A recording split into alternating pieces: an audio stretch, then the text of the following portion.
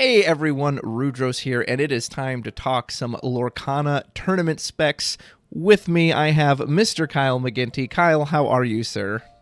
Doing well, happy to be here, happy to sit down and chat Lorcana and maybe cover a little bit of Pax Unplugged. Yeah, so you went to Pax Unplugged, and there was a tournament for Lorcana there, right? Was this an official, Ravensburger sanctioned tournament, or was this just something Pax Unplugged did? Tell me about it. It was the first official sanctioned constructed Ravensburger Lorcana tournament. Okay. They had done a couple sanctioned events prior with Gen Con. However, those were all starter deck tournaments Yeah. with leading into like a sealed deck tournament for the finale of people who attended Gen Con. That's right. I was lucky enough to do all of that at Gen Con, had a blast, and was like, okay, for Ravensburger events, I'm just gonna go. Yeah. So as soon as I had heard they were coming up with or attending PAX, I just made sure to attend, rallied the troops, and booked and was there. Got very lucky because it was like a lottery system for getting your tickets to the event. I was going to ask how you got in, because I know Gen Con, it was like you just had to kind of hope you got the tickets for it, so... Yeah, with Gen Con, I did get some help from some of our great Final Fantasy friends, John Schreiner, who helped me get some of the tickets. Also, from the World of Warcraft trading card side, Tim Rivera helped me get a ticket for Marion. So Nice. John Schreiner hooked it up for myself, and then Tim Rivera helped get me in, or at least my wife in, for Gen Con. Now, the funny thing about Gen Con is my wife and I played each other round one. Did you really? Wow. Yeah. What are the odds? It was a 56-man starter deck tournament at like 9 a.m. on a Thursday, and my wife and I played each other, and she beat me the first game, and luckily it was best of 3, so I was able to come back. Nice. But she almost gatekeeped me from top 8. That would have been quite ironic. Yeah, it was quite fun. I think we both have the his and hers pictures of us like holding the camera, taking a picture of each other. Yeah. Like how funny is it that the husband and wife play each other at the first round of the tournament? That's cute. So at PAX, how many people participated in this? I believe it was intended to be a 64-man event, and I think we ended up somewhere between 59 and 62. I don't remember the total, but it was, under 64, but close to it. Right. And so was it like rounds of Swiss to a top cut? How was the tournament structured? The tournament structure was experimental for Ravensburger. I think we all kind of knew it when we saw the rules. They were testing best of 1 Swiss leading into best of 3 top cut, which did impact a lot of card choices and deck choices. So it was a Final Fantasy tournament. To some extent, even. And we got to see... a cool thing about that event was if you didn't make the top cut, you got to play in an event that's very similar and familiar to Final Fantasy players, almost inspired by Wolfston, if you will. So if you play like multiplayer games, as you lose, you get up, come back in. The people who got to stay in got rewarded for doing so, similar to the Wolfston. Nice. Very nice. Yeah. So they did best of 1. That's so strange considering all the locals that are best of 3. I wonder what made them do that. I think with Lorcana, we're all coming to find that there's a few different types of players, maybe more so than a lot of other TCGs, probably very similar to Pokemon, where like you have your hyper casual, your fan, like your Disney fan collector, and then like some of the hyper competitive. And I think they're trying to figure out like the balance to appeasing that audience, as well as, the sanity of the staff.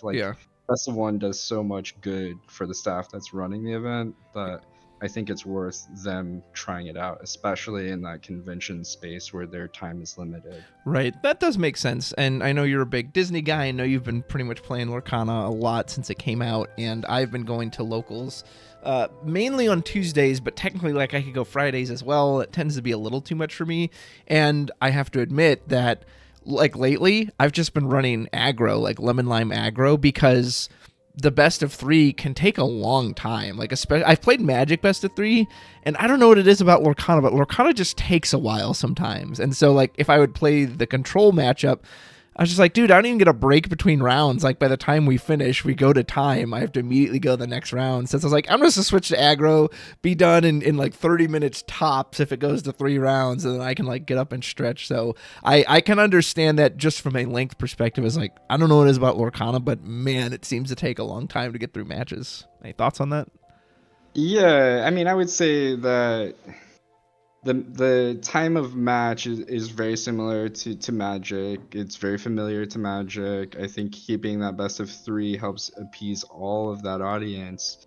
However, there's a very slim slice of the pie when we think about everyone that's playing Lorcana, Yeah. and like I think that the majority of people would probably be happier with a shorter tournament on average. And I think that's part of the discovery on does best of one work.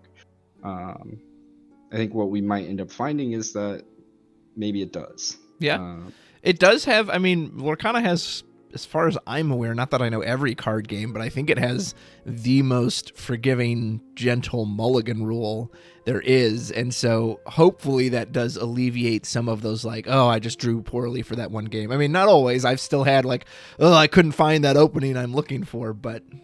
Yeah, and I think Ravensburger and like any publishing company that wanted to do best of one tournaments could kind of supplement the friction there, whether it's like bad beats on draw or bad beats in matchup. Like if they just add additional Swiss rounds, they could turn the event into being something that would look like double elimination into something that now like strength of schedule ends up mattering a little bit more.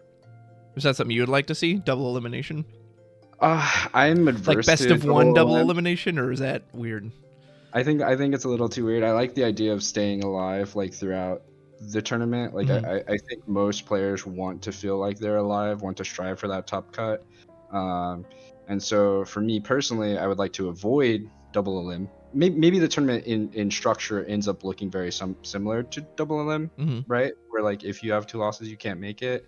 But I don't want to call it that. I want it the systems to be kind of supplemental, helpful, so that any given person might feel like they're still alive even at 2 losses. I think that makes for a healthier, more fun event, or especially something over the course of 7 to 9 rounds. For you personally, did you like the best of one, or would you rather it always just be best of 3? Like, how do you feel about that? And it's okay if you're not sure too. I ran the statistics on my performance for season 1 of Lorcana, the all set 1 from Gen Con up until the release of set 2, and I will tell you this: like my win percentage of set 1 best of 3 is 84% wins. Where if I only count best of 1, is down to 74%. I think both those numbers are very crazy and abnormal. I think some of that was tied to the deck, the strength of the deck in set 1, where Amber Steel was just very, very good. Were you doing the song list like with the aerial singers and? Yes. I was playing pretty much just Lantern into Rockstar Stitch, Seeing a Whole New World, load up the board, draw, recur. That deck was very strong and had the ability to kind of survive most of the ways I could beat it. I think like the hardest matchup was the mirror match. Yeah. Nice. Even better than Ruby Amethyst Control. Like, could you beat that deck in the late game, or was it you just beat it before it got set up?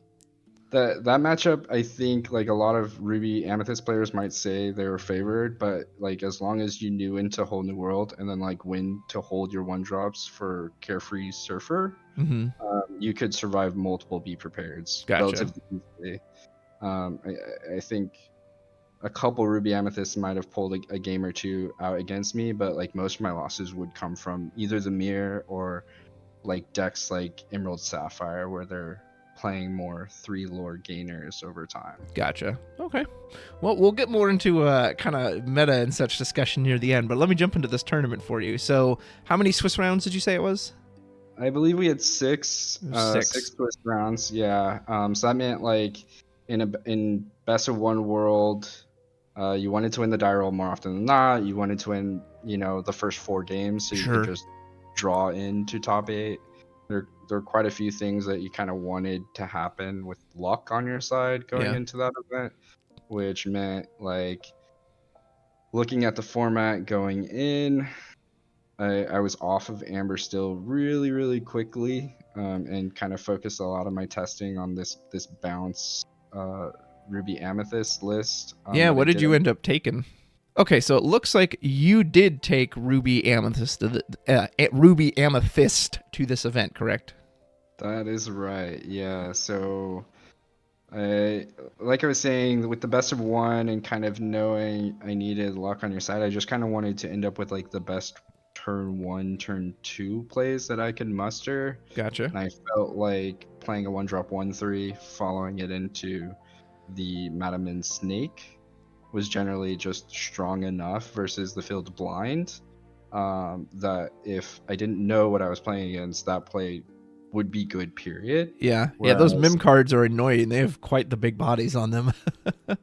yeah, front and back, oddly enough, in most cases, and it's good enough. I think.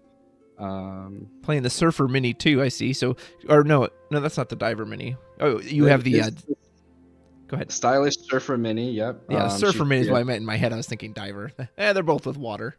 she's the evasive that can kind of tap for 2 lore at three mana, so she's just super hyper efficient and oddly enough, like quite insane in the mirror match. So, Mm. um, like going into the event, we kind of pictured it being like some number of items, like actually expecting a large number of the item deck. Yeah, the popsicles. Yes, What is that? Blue. They usually do blue amber. No, blue red is a bit of really. they're yeah, they're primarily a blue-red deck at the moment, but we were expecting it in large quantities, and it did not show. I think what showed instead was this amber amethyst or this ruby amethyst bounce deck. Mm. Uh, so luckily, the addition of that mini ended up playing in my favor pretty well. I think it would have been good in either matchup, but So since you've it, played in a tournament, let me ask you about these really quick because my buddy and I debate these. So the one drops like Olaf and the mini, the 1/3s versus one drops like Archimedes or Captain Tibbs, I think is the red one, where they're 2/2s. What do you value more, or does it depend on the situation? I'm guessing part of the benefit of these is that it works well with Teeth and Ambitions, that you can use it on them and keep them alive. But in general, how do you see those two like stat comparisons? yeah, it's. I think a lot of people want to say the stickiness of the 1/3 with lore will matter more often than not. However, you have to kind of take into account there are creatures that are 1/2s that are being played on one, right? Like Cinderella or Yeah. Captain Hook, right? So those 1-drop 2/2s end up being very good against those creatures because they get to trade regardless of who's doing the challenging. Right. So you're gonna want to kind of modify your 1-drops based on what you anticipate playing against, or what you value more. Like, do you want to turn them sideways for lore? Do you want to turn them sideways for challenging? Yeah. And that will impact whether you play a 1/3 or a 2/2. That's fair. Yeah, I know my buddy. He played a lot against a lot of steel, so he was like, "These die to a hook anyway. What's the point? I might as well have the 2/2 because that at least kills the hook as well. Like, you don't want the hook to get a challenge and live. That just feels terrible."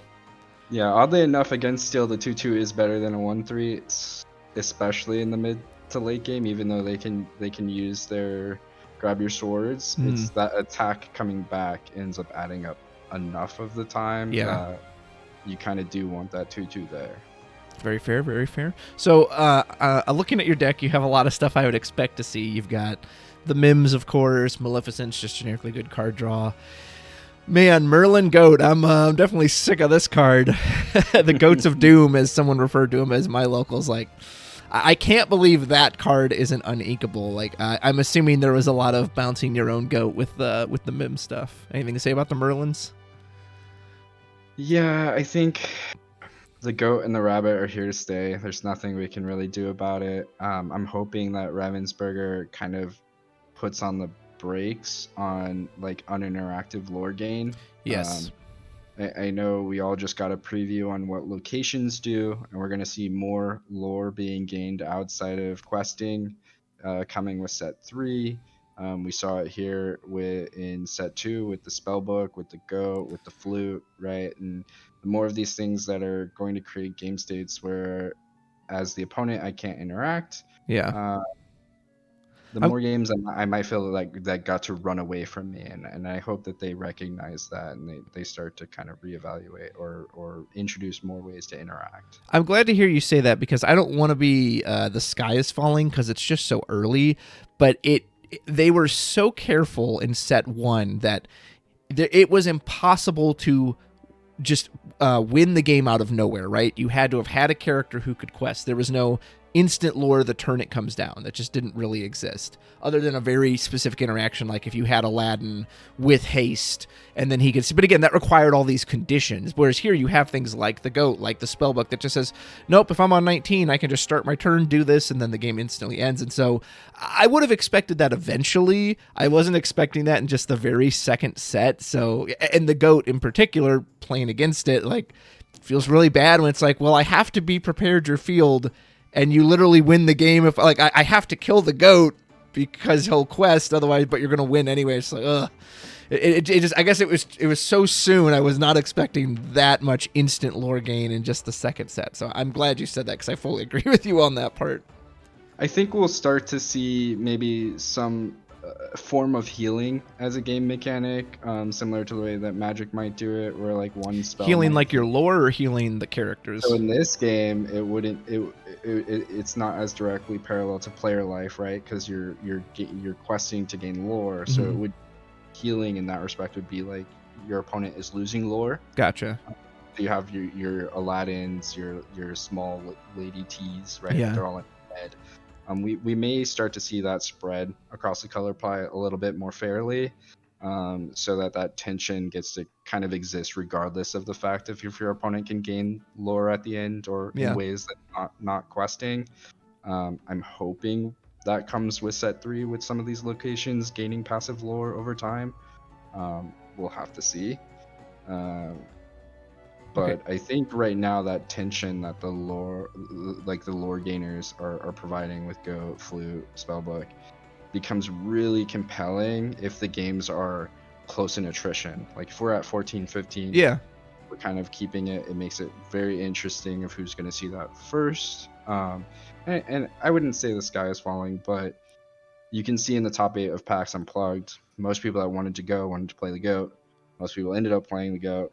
And 6 of the top 8 were the Goat. And then the deck that won had an alternate way of gaining lore outside of combat with the flutes. So it's here.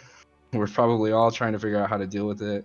And hopefully in the future we start to see some more things that combat it. There's 2 other cards I want to ask you about. So one, I see you have World's Greatest Criminal Mind, and I can't fully see it. Remind me, is that the one that banishes like a 5 or higher attack, or am I thinking of a different card? So this is the most diabolical... Most diabolical scheme, okay. I get those mixed up. Yeah, so I actually wanted to play more of that card, and I wanted to play less Be Prepared. Really? How come? Going into the event. Be Prepared meant I was probably losing anyway. I think it still kind of means that most of the time. And most diabolical can be sung by Maleficent. So like if you play Maleficent on 3, then you draw a card, and then your opponent might play something like Go, or even worse, Arthur, right? Yeah. If they play Arthur, you get to just be like, oh, well, my free Maleficent can now sing the most diabolical scheme, sack the Maleficent, sack the Arthur. So it was very clean out to like what the other versions of this deck might be doing. Gotcha. Okay, that makes sense. Yeah, I understand the Be Prepared is that, especially depending on how fast they're going. It's like if on turn 7, that's what you got to do. You might have already lost the game anyway. And then the other one I wanted to ask you about was the Yzma, which I believe can target either your own character or your opponent's characters, puts it into the deck, whatever character that is, that controller draws 2 cards. Did you use this on your own characters more, or did you tend to use it as removal for your opponent? I think in most situations you want to target your own rabbit, right? Like draw 3 cards just feels amazing. There's a couple characters on the opposite side of the field that might interplay where it starts to be okay to do it. Yeah. I think Hiram is one of them, right? In the item matchup, I think clearing the way to do something with like an evasive, like maybe that Minnie Mouse Stylish Surfer. It starts to be acceptable. Arthur, there's a lot of Arthur being played at PAX. I think there's a lot of Arthur being played right now. Those types of cards, you're like, yeah, I can't afford for them to just gain 5 lore or whatever. So you're like, yeah, go ahead. I'll say, folks, if you've never seen an Arthur send his own goat back, then you haven't known the meaning of pain yet. Because first time that happened, I was like, oh, I don't like that. I don't like that at all. Was there anything you would, now that you went through the tournament, you played it, looking at this list, is there anything you would have changed, or a card that you're like, that never really came up? I know you kind of mentioned the Be Prepared. Was there anything else? Jeremiah from Forbidden Mountain kind of had my name in his pocket throughout the event. He and I played in I think round 4. He was my first loss, my only loss on the day. We paired in round 1 of top 8. Pretty much a mirror match. I think we're like 56 cards the same. And then he played Little Pinocchio that can tap a guy. Oh, okay. And the Little Pinocchio has the same kind of curve advantage of most Diabolical Scheme, where like it can become a card that kills Arthur. I think the most Can you remind me? Sorry, I don't have it memorized. What does the Pinocchio do exactly? So the Pinocchio is on entry. It can exert an opposing character. Okay. So it costs 2, it can't be inked, and it can quest for 1 lore. Okay. So like on stats, it feels a little bit behind, especially like in comparison to something like the 3-drop Elsa that can be repeated. Use that effect multiple times, but pair that with something like Snake, you're now very cost efficient, where you get to exert multiple characters over the course of the game and kind of stay ahead. So you'll see a lot of these bounce lists start utilizing that Pinocchio, probably to their advantage very well. Yeah, interesting. Anything else, or are you pretty happy with the rest of the list? I think the dragon, Maleficent Dragon, underperformed quite a lot. She's there for the top end. Kind of just being able to snipe a guy on entry late is good, but like, is it just the decks too late to get there, or? The decks are just so fast right now that I think most games will end on 7 or 8 naturally.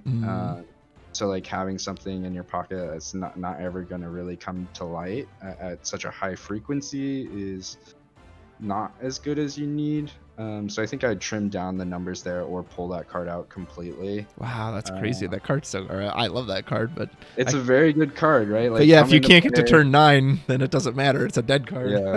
Yes. And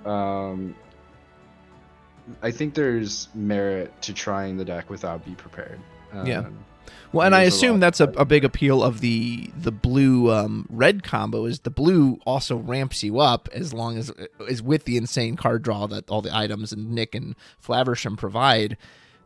So now maybe you can't, because that was when I faced it at locals one week, he Be Prepared me on like turn 4 or 5 and was like, all right, well, I don't know what to do about that. Like, the item deck can very aggressively cast the Be Prepared, and it's very good in that scenario where that deck gets to play from behind really well. I think the difference here is like this deck wants to get ahead, and it kind of wants to try to stay ahead. And so in doing that, like a card that's going to wipe the board generally is going to conflict with what your agenda is at the moment. You might have 1 to 2 creatures in play, and then now you're casting it just to prevent your opponent from gaining some lore. Sure. So in that respect, maybe more little lady teas might be good. Maybe like playing around with the Aladdin package might be good. There's quite a few number of ways where you can create some lore disparity outside of casting a 7-drop uninkable card that wipes the board. Yeah. All of those cards are probably worth investigating.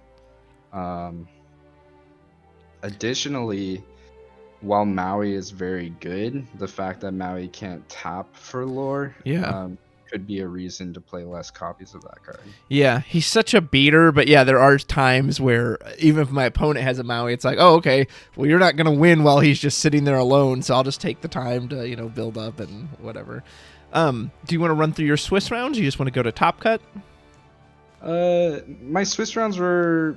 I can talk about them kind of like in a vacuum without maybe going through each one of them. I will say I lost most of my die rolls, and I got very lucky. A man after my own heart. 1 in 5 on die rolls for the day. It just so happened to be that against Amber Steel, they won the die roll. They also got stuck on 2 ink, couldn't get to a third. Oh wow. So my game against Amber Steel, I think round 1, round 2, just luck favored my side. Yeah. I think my game versus the item deck, I just got to do enough goat things that it didn't matter. And in most of the mirror matches, I was lucky enough to play the 1-drop before they did. So what happens with that is, generally speaking, you're able to snake and fox, and they're not, if they don't end up like playing the 1-drop creature as well. Yeah. Because the next character that they can really play to turn on those cards is going to be like Maleficent at 3, which, like, if you have a Teeth and Ambition to kill that, Right. like, okay, now they have to play Rabbit or a Goat on 4, and if they don't, like, that's pretty much game over for I the say, and lore. if you can cut off that Maleficent turn 4 Sing Friends on the other side, which is such like a popular combo, like that's pretty big. If now they got to pay for the card or get something else out there to sing it. Yeah, I had some very good games against Jeremiah from Forbidden Mountain where I bricked going into them, but due to like my curve being slightly lower than his, we got to kind of stay in parity on lore gain, and then up to the point where like whoever got to 2 spell books usually won. Yeah. And I was not the player that got the Seaball spellbooks, unfortunately. But that is another way to win the mirror matches, Yeah, to get that. I've seen some people do that at my locals, and like I said, I like the idea. I like the idea of having this alternate, non-character based way to do it. But you kind of said too, the lack of interaction. Like you legit don't even have to commit characters and can just sit there and go spellbook, spellbook, spellbook. It's like, I don't know if that feels good. I don't know if I like that. So that's where like Lady Tremaine really starts to shine, like the small 2-drop one. Like if they start to create any sort of disparity, you can play that card and then you can bounce it with Snake and Fox, replay it again. I gotcha. Good and way to so, abuse that. Yeah. Yeah, one way to try and look at how this deck might win more mirror matches than otherwise is to potentially increase the quantity of that card, or Aladdin, right? Like more of those, like, I'm gonna come into play, you're gonna lose a lore. That ends up mattering an awful lot, because like these games end with like 16, 17 to 20. Yeah. It's Well, and you know very what's funny close. is I thought of Aladdin, but I was like, losing a single lore just doesn't even seem that worth it. But if you can bounce it and do it over and over and over again, suddenly that adds up. And actually, over the course of the game, you lost 4 or 5. Exactly, yeah. And one of the cards, like, going into this format, one of the cards I was most excited to play with was Namari, the 4-drop steel bodyguard character. Oh, yeah. She allows you to attack active characters. Yeah. Gosh, she's such a weak body, though. I wish she hit harder. Not only is her front line just 2 attack, but she's also got 4 health. So she's like in this weird spot where all of the Merlin package she can't interact with strong enough. Like she can't kill it and she can't survive it. So she ended up not being strong enough for this meta. But the idea of attacking active characters without an additional cost, right, felt really strong. It turns out like there's enough songs to support it with Cinderella, right? And we saw that with Daniel winning the event at PAX. Anything else to say about your Swiss rounds? Or you gonna move on to your top cut? I mean, my top cut was again against Jeremiah, and it was just very similar. Did you get to go first finally? Was top cut based on seeding, or was it still just a die roll? It was still random. Okay. There was no top cut with seeding.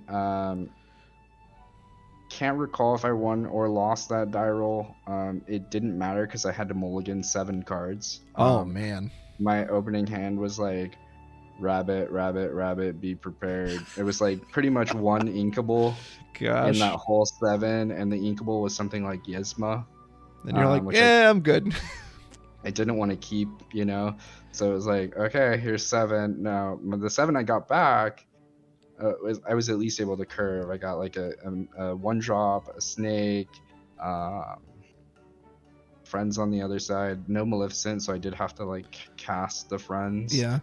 But that game just ended up being down to like who drew more goats. And I ended up drawing the rabbits. Similarly, in game 2 of that match, I ended up behind, and I had to cast a most diabolical scheme pretty early to try and turn off a goat bounce. So like my snake, I basically like played a snake, bounced a Maleficent, and then like paid 3. So this was like turn 5. Yeah. Paid 3 to play most diabolical to sack a snake to kill his goat. And this would turn off the bounce with the goat. It would turn on my 6-drop Lady Tremaine. Yeah. And then he just followed up with another go. Oh, man. so it just wasn't really strong enough. I think when your goats are netting you 3 to 4 lore each. Well, and it feels like to me a waste to kill them because they just benefit from it, but it feels like you have to, right? Like you can't just let it sit there. You have to kill it. Like, killing it is pretty much always the right thing to do, because if they bounce it, that thing's gaining 3 more lore, right? It's gonna come into play again. It's gonna leave play again, and it probably will get to quest before it leaves play. Yeah. I really wish for the goat specifically. Sorry, folks, not to like harp on the goat, but just because it is a very relevant card and a very meta-defining card, that I really wish it had either been like only when it's banished in a challenge, that's when you get the extra lore, not just leave for any means that you can just do these loops forever. Ugh. Enters the discard, if you will, Yeah. might have been another way to help. Yeah. I like that the card exists. Don't get me wrong. I don't know if our card pool is deep enough in each color yet. Yeah. And that might be part of the issue. But I think it's really fun that we have these alternate win conditions sitting around. So did you end up beating the Forbidden Mountain guy? No, Okay. I was dead in the water in the first round of top 8, but at that point I'd already got what I came for. The top 8 was like really what I was after. There's that really sweet 2023 Lorcana like convention winner playmat. Oh yeah. The characters from Nicholas Cole. I was lucky enough to win my second version of that playmat, getting into top 8 along with numerous other things. I don't even know what top 4 or top 2 or the winner of the tournament ended up winning. Mm-hmm. So I think it was relatively flat from top 8. Gotcha. I can't speak to that specifically, but I didn't see extra prizing necessarily go out. I think if it was in the form of promo cards. Yeah. Which there were a lot of ways to grind those at PAX. Nice. Well, major congratulations to you for a top 8 finish. I'm glad you were able to get as far as you wanted to. I know you had mentioned you had some thoughts about the current meta. Obviously, we know the GOAT stuff is strong. We know the Popsicle item deck is strong. I've heard a lot of the Amber Steel as well. Is there anything else you kind of see as relevant, or is there thoughts you have on any of those decks? Lay it on me. I think Steel is kind of like the big bad in the room to kind of shine at the moment. I think there's a couple pairings with Steel that are going to start to be more popular, whether that's like items in Steel or Amethyst in Steel, and we're stealing a lot of Amber in Steel right now. But I think Steel has the answers to at least what the Merlin package is doing and what the Steel Song deck is doing, that like it allows it to be paired with other colors to kind of combat the current meta. What is it about Steel? Is it the attackers? Is it the resist? Is it the just straight damage it can do with a lot of its cards? It's probably like the curve of removal over time, right? So like you're looking at its 1-drops. It's got Captain Hook. It's got Fire the Cannons. Both of those cards are very good right now. Yeah. Especially if you're looking at Captain Hook trades and kills every good Merlin package card. Yeah. And it's just a 1-drop. The Fire the Cannons can kill Cinderella, turning off the Song deck, right? So just in its 1-drop slot alone, it kind of warrants like it can trade up very effectively. Gotcha. And then there's Whole New World. Yeah. Like it's a control deck's like worst nightmare, and like it's just good, right? Like I think there's no world where casting draw 7 for each player for free is going to be something that you don't want to play. Yeah. Whole New World is very strong. What do you think about the singing mechanic in general? Because obviously, like, singing is thematic to Disney, although I always chuckle when characters are singing songs that they would never ever sing. Yeah. The Beast singing Grab Your Sword, one of my favorite ones. Just like, that's the song they're coming to get him, but whatever. But because, like, I like the idea of it, but there are times I feel like, man, that's so strong to pay 7 for free or 5, like you said, 5 for free. Like, having to pay for it, I don't mind. But when a character just does it, part of me is like, I don't know. Sometimes that just feels like that anytime you can just do something for free always makes me kind of, I don't know about that. How do you feel about the whole singing mechanic? Yeah, you're certainly right to point out freeness being a problem, and I agree with it. I think, in a vacuum, it's really scary. I think some of the executions are kind of borderline, or maybe already over the line. Yeah. Right? With Do you have examples? Whole New World being like the most obvious. However, I think you just combat it with more freeness. As odd as it is, like if you go back looking at Final Fantasy as an example, like set 1, set 2, we had problem cards with freeness being Golbez, being Alcid. Yeah. And what ended up happening is like they just printed more freeness to the point where like, well, now we actually stopped even measuring that free capacity. Like playing a creature free stopped ending up eventually being very powerful because everyone could do it. Yeah, because it was so common. Yeah, so I think if we start to see more of it, that's one way to solve it. I think another way is like, creating opportunities for other characters and other keywords that might interact with active creatures, which we're seeing now with Cinderella and Namari. The singing mechanic is the problem that the active character generally can't be killed, right? So that too, yeah.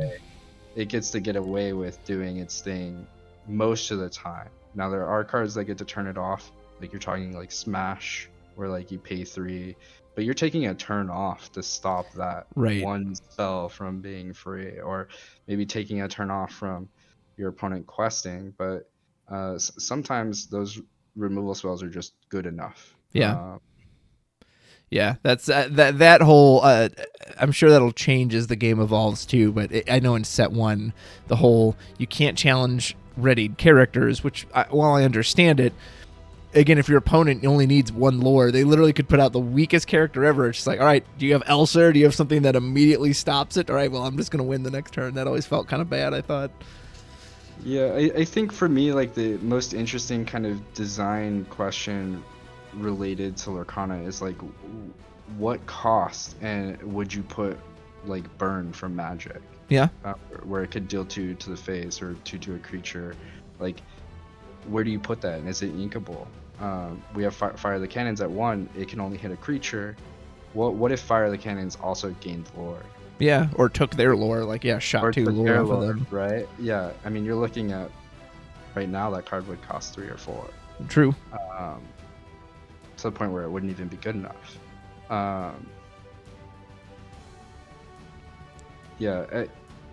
To go back to the song question, I think we're just hopefully at a point where we don't see a lot of the recouping of the cost of my time. Like that's what Whole New World is doing. Like it's freely buying back all of those first 4 turns. If we see less outputs like that, I think we're in a really good place. You can always look at Be Prepared, right? It's 7 cost, can be sung by a 7-drop character. Yeah. But it, as a song, almost never matters. Yeah, rarely does that come up. On occasion it will, but... Yeah, so I think that the other way to look at it is they could print the base cost of the song a little bit higher on average, too. Yeah, that's true.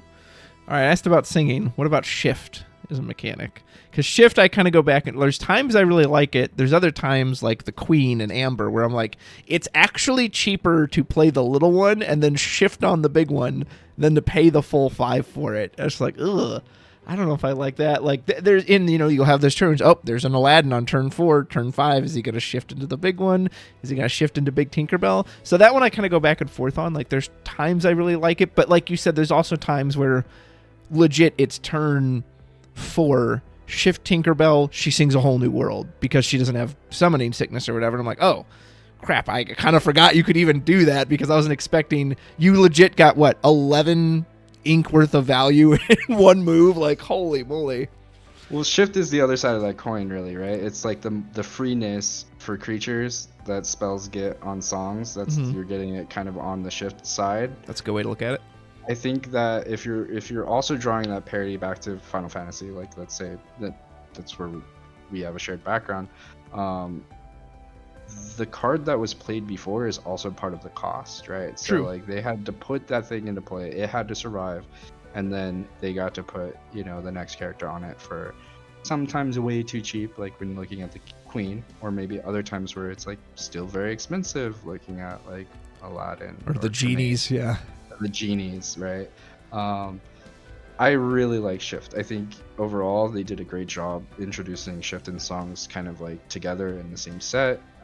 There's obviously going to be a couple outliers that ruin the experience for others. Sure. Looking at say Tinkerbell or the Queen. I actually think the Queen is very fair for what she does. Really interesting. Yeah, I think that 3 health on the Queen kind of keeps her right in at her costs. I think over time we might see like that 2 drop 3 health being kind of like the norm. And so like I'm not too generally worried about her, especially when she dies to something like Captain Hook, which is fair. Yeah, so like as long as I think we have the tools to combat that, I'll accept it. What do you think is the weakest element, or what do they call these? Elements, colors, gems? They're all kind of based on gems and steel. What do you think is the weakest color in the game right now? Inks?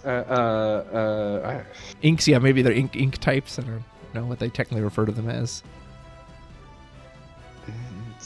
I think you kind of have to point the finger at Emerald, right? I thought you might say that. That's what I was thinking. If you're looking at everything, Emerald is the one with the least toys. It gets a lot of its toys with extra lore. We haven't really gotten into a place where either format, whether you're looking at set 1 or set 2, where like just gaining lore over time with like 1 or 2 creatures gaining 3 was like actively good enough. Either looking at because Be Prepared, or like combinations of Tinkerbell with Grab Your Swords, like the removal was just there. Yeah. For to kind of stunt Emerald. I would hope that they start to get a little bit more lower evasive creatures, or like creatures on the lower end that might have ward to help. I know they had it with set 1 and set 2, but those ward creatures usually didn't have 2 lore. Yeah. Didn't have the ability to quest for 2 lore. I think when you're looking at Sapphire, who has Noi now, which is a 2-drop 1/2, which can't even die to a Grab Your Swords, which you're just like, what? it gets the resist, it gets the ward. I think that card probably should have been an Emerald card. I think you might wonder why Emerald gets resist, but like that's the type of space where I want them to have 2 drops, and I think once they do, they'll have a lot more to say in the format than they do at the moment. Well, and they got a lot of cards themed around discard this set. And I was talking with my buddy about this the other day, because I've played against a lot of discard on Pixelborn. Not so much at locals, but Pixelborn, it's everywhere. And I almost always beat it. And I was just trying to figure out like why. Because again, we come from Final Fantasy. Final Fantasy discard can be very strong there. And it just doesn't seem to work here, at least so far. So I don't know if it's that the cards that make you discard don't give you enough lore, so even though you're discarding, you're technically not winning the game. I don't know if it's when I play against it, knowing they're going to discard my hand, okay, I just ink everything and play everything out, and now they have no way to like clear what I put out. Like, I don't know. Like, I don't know if you've played against it much. Do you have any thoughts on like why is discard not really working, or am I wrong? Have I missed something? What are your thoughts? Well, it did win an event, right? It won did it? The first, yeah. So the discard deck won the first major event for set 2. This shows what I know. It beat out a ton of Amber Steel to get there. What were the combinations? It was green and yellow. It was green, yellow. Okay. Yeah. And it was doing the thing where it was shifting like Queen and shifting Flynn Rider very aggressively. And I think that's kind of like the payoff on being the discard deck is that new Flynn Rider. That makes And sense. Yeah. it might look underwhelming, that card, but it's very good. It has evasive. Oh, it does. uh, Yeah, I forgot that. Yeah, I thought I yes. was like, oh, they'll just blast it anyway. Like, Yeah, so it's the reason to be that discard deck at the moment, in my opinion. Like having an evasive creature that can just magically tap for 4 is quite powerful. And I think like the designers knew that, and they gave us the Donald Duck, and we all thought like initially like maybe that card would see more play than the evasive legendary Donald Duck that oh gains yeah, more equal to the the damage red on one. it. Yeah. Yeah, and you can kind of compare Flynn Rider to it, right? They're both very close to trying to do their agenda. I think as soon as we start seeing more self damage as a thing, an agenda, like Mother Gothel, that Donald Duck will start to see play as well. Interesting. So, do you think am I wrong about the discard, or like I didn't see the winning list? And to be fair, every list I've seen, they're not playing that Flynn Rider. So maybe you're right. Maybe that's what they're missing for that payoff. Because like the Prince John makes cards like a Sudden Chill or I think it's Hypnotize. Like it makes those look so good. Like wow, I had to lose one and you draw 2. And yet I don't know. Like I still wasn't having trouble with those decks. I don't know if you had any other Well, insight on that. Prince John's in a funny place. He's take your turn 3 off generally, and still weak to grab your swords. True. Yeah. I think if Prince John had 3 health, the deck would be over the top, and you might see a lot more tiny tacticians being played, just so that they could, shift into Tinkerbell and then seeing grab your swords to combat that deck. Um, but that 2 health means that any grab your swords is kind of keeping that deck in check. Gotcha. What do you think? Is there anything else in the meta that maybe you think people are sleeping on that they should be playing and they're not? I don't know if anyone's sleeping on anything at this point. I think a lot of people have jammed a bunch of games through Yeah. Pixelborn. We probably have all the data we need. There's some cards I'd love to see play more. Such as? And they probably deserve it. Looking into Steel, there's the Weight set, which is Yeah, like I haven't seen anyone use that. while you're playing heavy creatures, draw a card. It's very compelling, very interesting. It's almost in the same place as like Maurice's Workshop, and I think the problem with it not seeing play has a lot to do with the fact that it doesn't have a companion draw package yet. Yeah.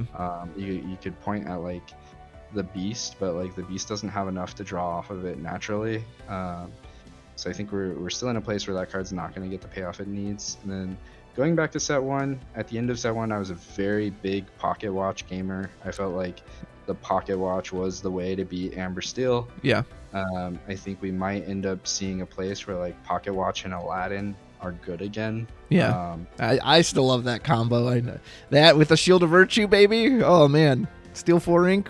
Yeah. Steel 4 I lore. wouldn't be surprised if that comes back just to kind of hedge some of the free lore that's going around. I think the problem with it has to do with the fact that that strategy has no access to interaction with Flute or Spellbook. Yeah.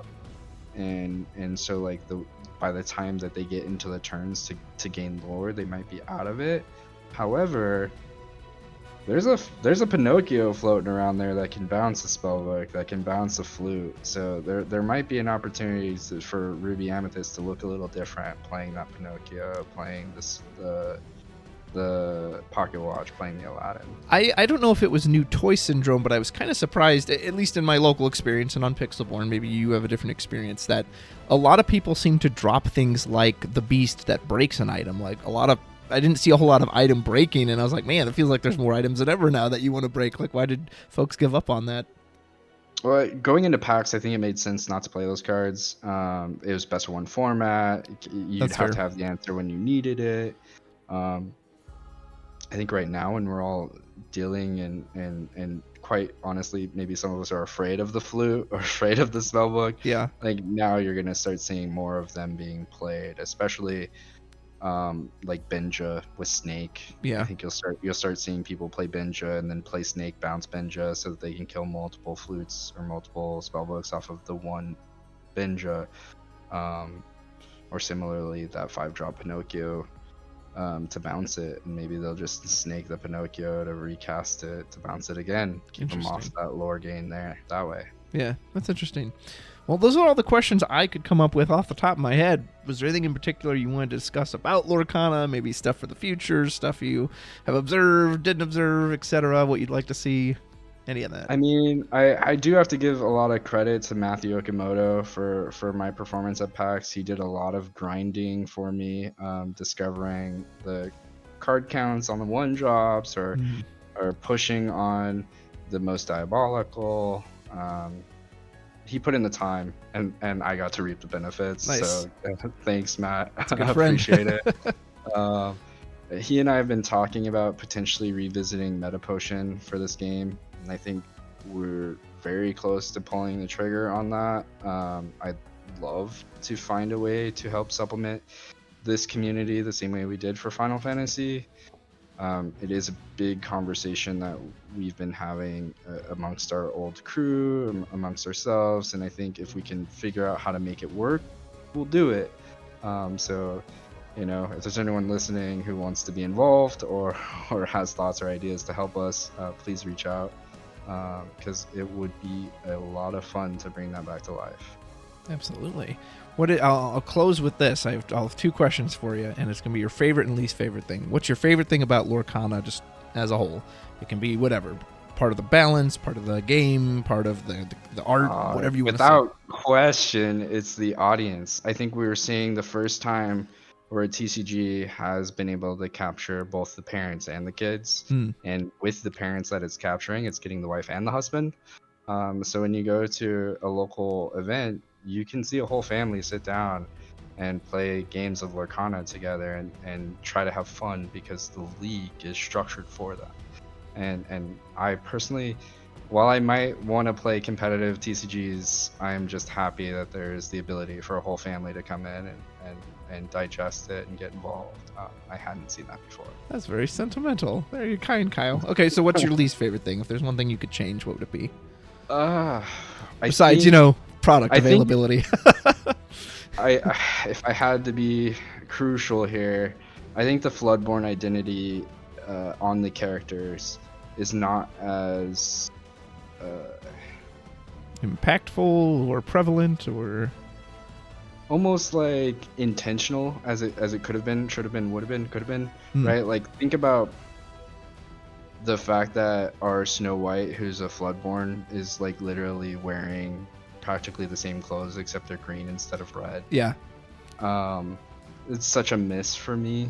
Like, I think they had the opportunity, and this might have a little bit to do with licensing, I don't know, but like, they had the opportunity to flip the script on all these characters in such a fun way, where like, if I was sitting down and I got to play Mind Flayer Mickey Mouse on you, yeah, I would be having like the most fun time. It's like taking that kind of like fantastical element from what you might see in Kingdom Hearts or Magic the Gathering and putting it on the tabletop with a little bit of Disney. I think that's what a lot of us were hoping Floodborne would be. Yeah. So when we saw Rise of the Floodborne, we were thinking of all of the insane places they could take us to, and we haven't got to go there yet. Yeah. The art is very, very hit and miss for me. There's some art like the beast that has the playmat of him like on the castle like a gargoyle looks so cool. The Pooh Honey Wizard is so cool, even though that card is just a body. And then like the Cinderella in the knight's armor and the bell with the archer. Like, again, that's creative and different than you'd used to see those characters. But then you'll get other cards like the Singer Cinderella. It's just her. It's just the normal. And you're kind of like, oh, okay, well, that's just the normal card. So I agree. I wish they would almost push that like fantastical, different, like, hey, you never expect, like Minnie Mouse as a diver. Like, okay, that's neat. That's different. So. Yeah, and I know that they're probably looking at this thing over the course of 12, 15, 18, 20 sets, yeah, right? Sure. And so, like, what are their high impactful moments at each, right? And they're probably trying to draw from history, from what's worked in previous TCGs.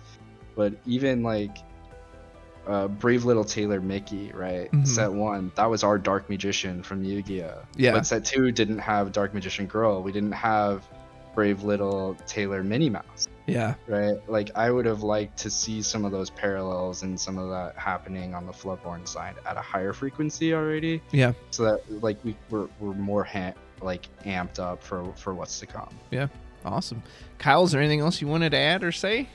Nah, thank you for having me. It's been a blast chatting some Lorcana, and hopefully we get to do it again sometime. Absolutely. Well, you are very welcome, sir, and I'm glad you came.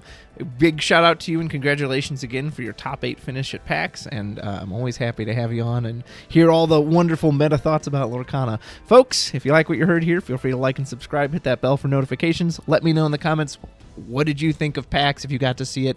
What decks are your favorite? Which ones do you think, folks, oh, this is my secret pet deck no one knows about? Or are you just tired of seeing the GOAT or the Popsicles or any other card? Let me know in the comments below. I appreciate it. And until next time, haha, take care. See ya. Thank you.